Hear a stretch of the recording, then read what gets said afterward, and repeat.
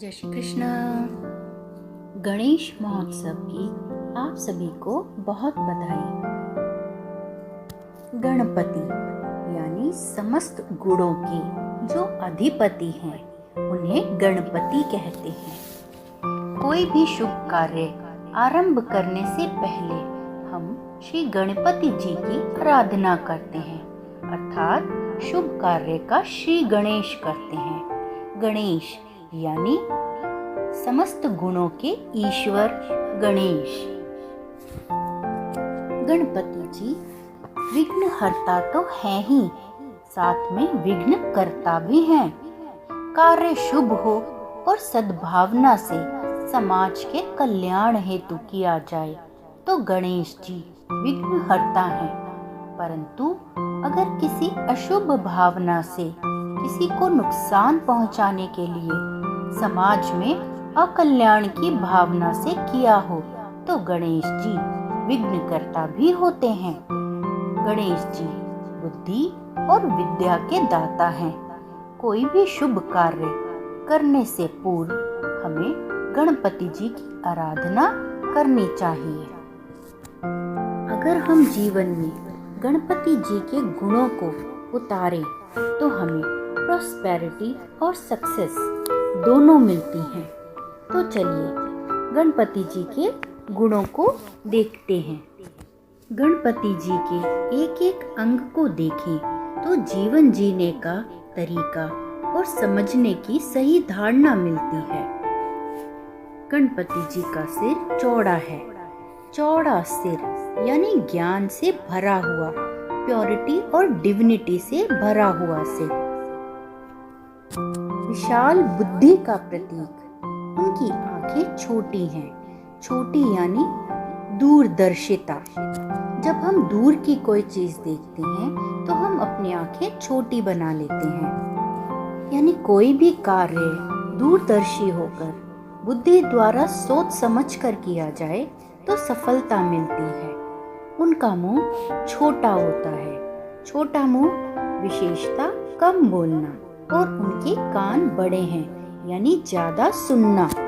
गणपति जी के कानों की शेप छल्ली की तरह है, यानी जो भी सुने उसे नेगेटिविटी को बाहर रख के पॉजिटिविटी को ही धारण करते हुए कम बोले। गणपति जी को एक दंतधारी कहा गया है, यानी हमारे जीवन में डुअलिटी है। जहाँ बॉडी कॉन्शियस है वहाँ डुअलिटी रहती है, जैसे मेल फीमेल, जेंडर बेसिस पर, कास्ट बेसिस पर। जहाँ बॉडी कॉन्शियसनेस है वहाँ भेद है। भगवान श्री कृष्ण अर्जुन को गीता में कहते हैं कि तू आत्मदर्शी हो, अपनी आत्मा को जान। यानी जो सोल कॉन्शियसनेस होता है, जो परमात्मा को जानता है, तो परमात्मा उसे कहते हैं कि सभी आत्माएं मुझसे ही निकली हैं, मेरा ही एक अंश है। आत्मदर्शी सभी में उस एक परमात्मा का ही दर्शन करता है।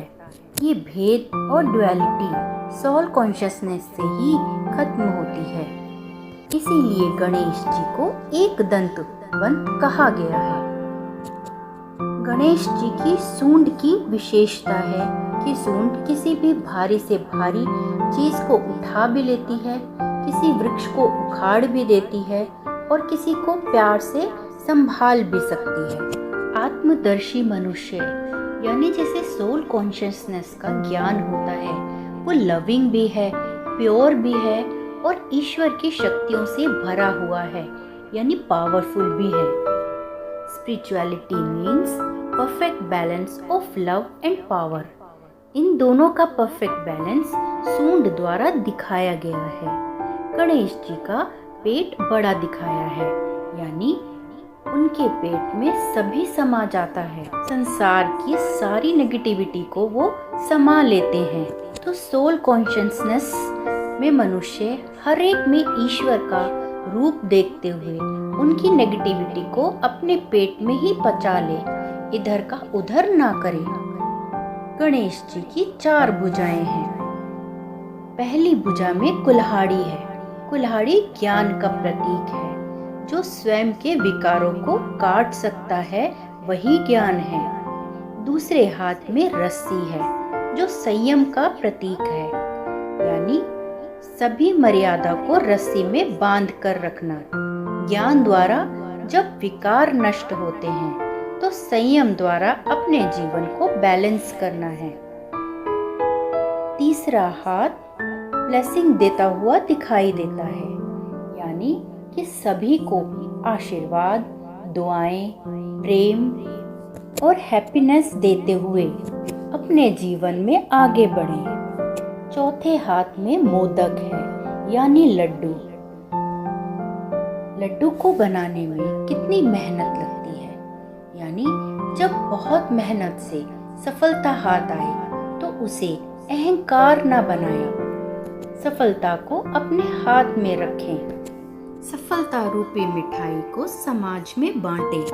गणेश जी का एक पांव जमीन पर है, मतलब जब स्पिरिचुअलिटी की प्रैक्टिस करते हैं, जब जीवन में आत्मदर्शी बनते हैं, सोल कॉन्शियसनेस का ज्ञान मिलता है, तो गणेश जी का ये पांव दर्शाता है कि जीवन से मूव ऑन नहीं करना, संसार में रहते हुए ही अपने समस्त कर्तव्यों का पालन करना है, रिश्तों को निभाना है, परंतु डिटैच रहना है। अटैच एकमात्र परमेश्वर से रखना है। गणेश जी की दो पत्नियां दिखाते हैं, एक रिद्धि और एक सिद्धि। जब हम गणेश जी के इन समस्त गुणों को जीवन में उतारते हैं तो हमारे जीवन में प्रॉस्पेरिटी और सक्सेस अपने आप ही चलकर आ जाती है। जय श्री कृष्णा।